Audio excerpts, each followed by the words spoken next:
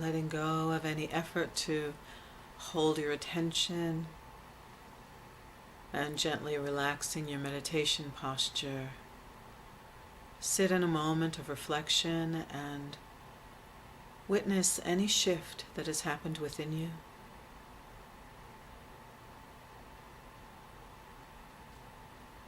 Notice if you feel more peaceful.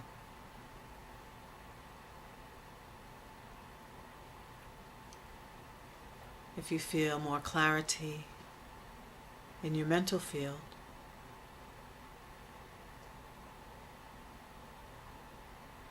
If you're feeling lighter and brighter. Without judgment, be in gratitude for your time of meditation, knowing it was exactly right the way it was, and that the time in the stillness is powerful, has the ability to transform our consciousness and to bring us more in alignment with our true nature.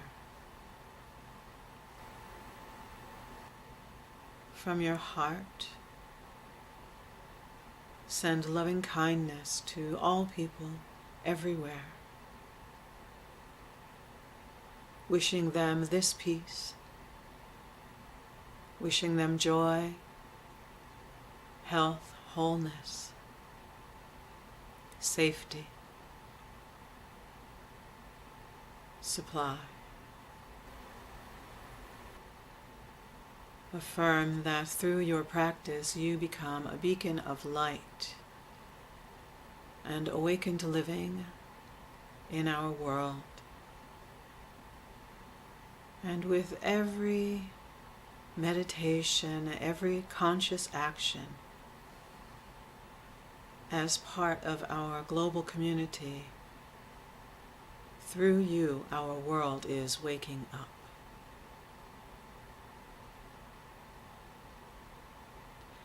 Let your speech, your thoughts, and your actions contribute to the awakening of our world. And let us see in our mind's eye all people awake, all people free, all people living in harmony, caring for one another and our planet and her creatures. May this become a reality in our lifetime.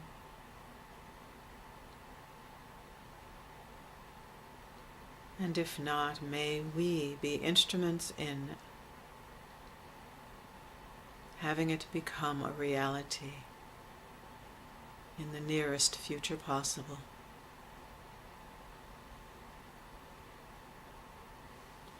Let us seal our time of meditation by chanting Om, the sacred sound.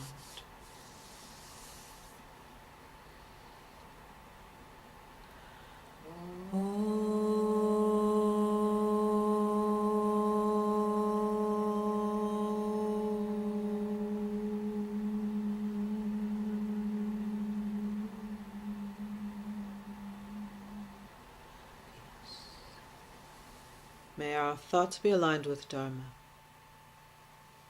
May our speech be aligned with dharma.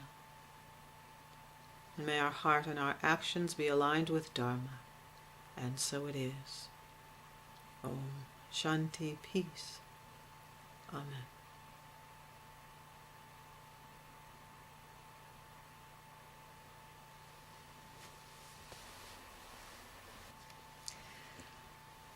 I'm going to read from Roy Eugene Davis, the next sutras in Patanjali's Yoga Sutra. We are doing 9 through 12 in whichever book you're using. Roy Eugene Davis is the most concise.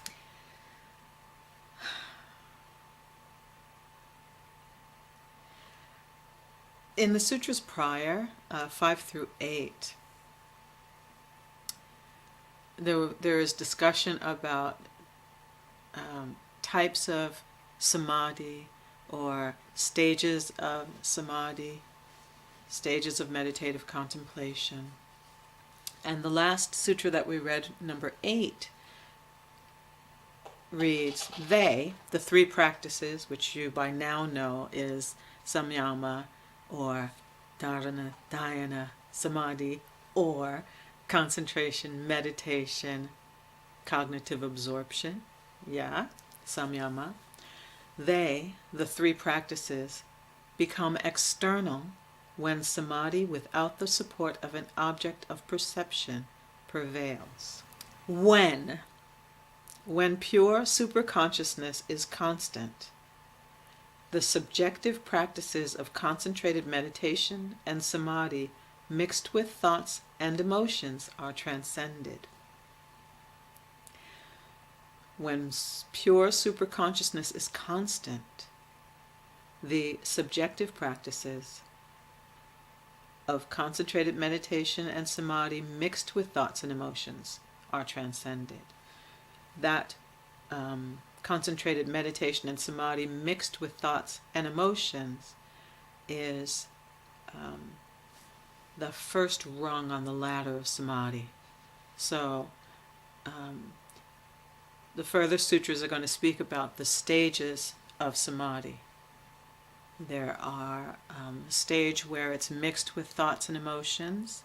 So you can be in samadhi and still have thoughts and emotions mixed with clear superconscious meditation.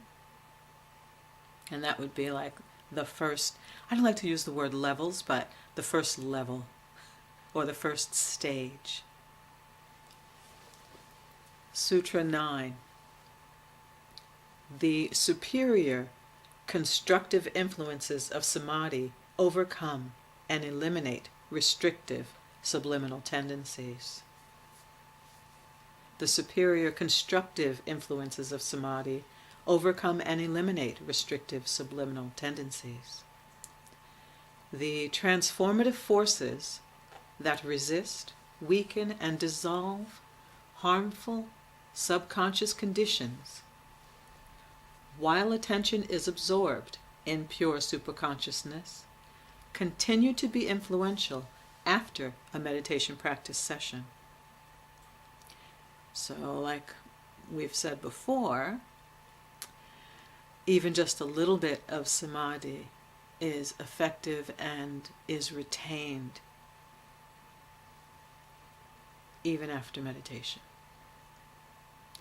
As the mind and intellect are purified, episodes of cosmic consciousness that provide knowledge of the wholeness of life are increasingly experienced during meditation and while we are engaged in normal activities.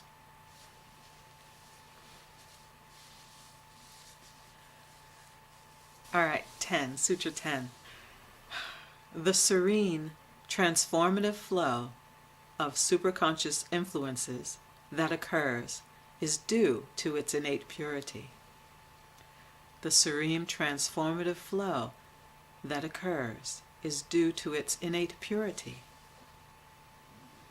Transformative superconscious influences, being entirely sattvic or pure, easily dominate and progressively overcome rajasic and tamasic influences in the mind and body.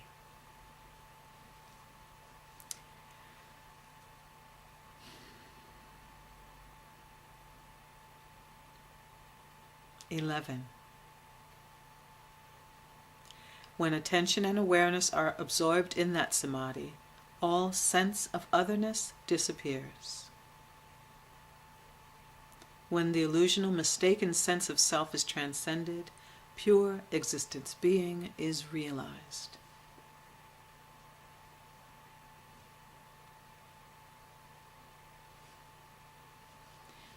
And finally, 12. When concentration is focused, sequential ideas that arise in the mind are similar. I'm going to say that again. When concentration is focused, sequential ideas that arise in the mind are similar.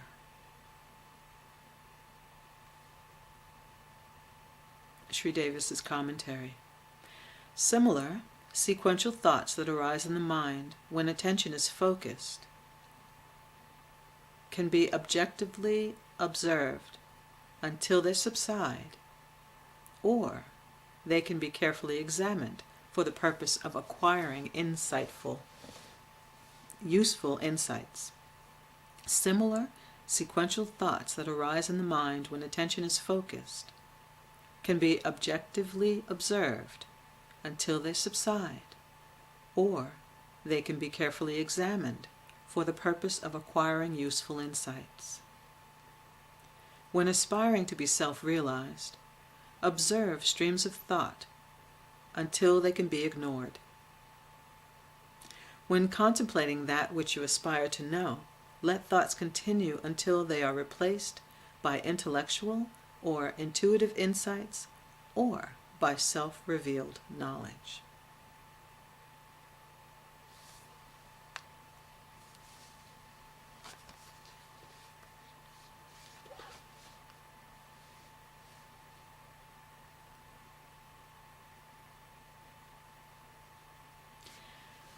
So in essence, what Sri Davis is pulling out of these sutras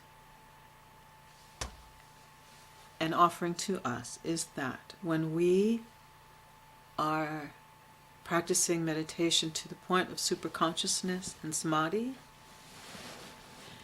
the influences from that experience are profound and are so pure and sattvic that the other tendencies which have been a distraction or cause distracting thoughts, cause uneven emotions, cause thoughts to be highly active, are subdued, transcended by the experience of samadhi.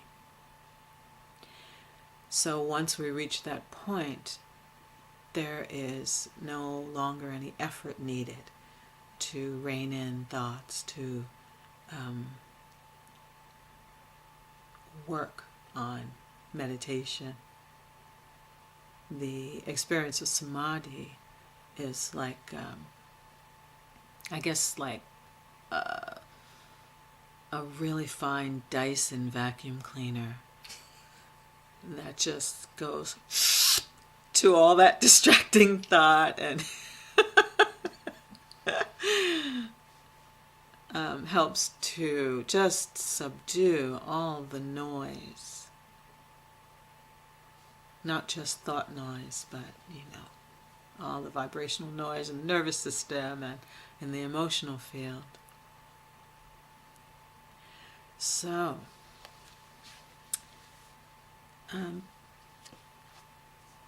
Sri Davis was so kind to just simplify this section for us in a way that I think is very useful. And if you read Baba Haridas's commentary in the Big Green Book, it's green, right? In the Big Green Book, there is a lot of technical information about the stages of samadhi, about samyama, and it's quite heady and very wordy, which is okay for those who really enjoy that, which I do. And I also enjoy then being able to go to Roy Eugene Davis and say, now what did Baba Haridas say? And he puts a little twist on it as well, where in the other commentary, the focus is on understanding the levels of samadhi and why they exist and how they interact and how to reach the other levels. And there is a time and a place for that in my life. And I want to let you know that there is another fantabulous commentary How to Know God is the title of it. And it is by Swami Prabhavananda and Christopher Isherwood, yes? Yes. And it's beautiful. And it has a beautiful nugget in this section of sutras that I think you would really enjoy hearing. So, in my mind, after I heard that and was reminded of that description, I thought, oh, how can I get Insight Timer to be set for 2 minutes and 24 seconds repeatedly, so that I could keep having a little bell that would say, nope, not this time, nope, not this time. Oh my goodness. I thought that was really great information, even though I don't,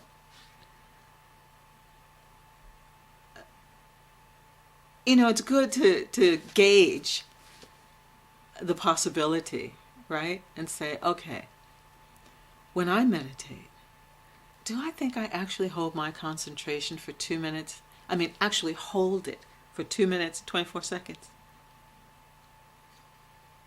Without moving, without, sometimes, no. Most of the time, no. Right? So, I liked the fact that they gave us a number. So we can say, okay, it is really, really, really hard to hold your attention for even 2 minutes and 24 seconds, or however that was said. But that is a very sweet commentary also, and I think you're probably following me now and going to have a shelf full of commentaries on the Yoga Sutra. I have, maybe 10, maybe more. And then, you could go out on the web and find 50 more.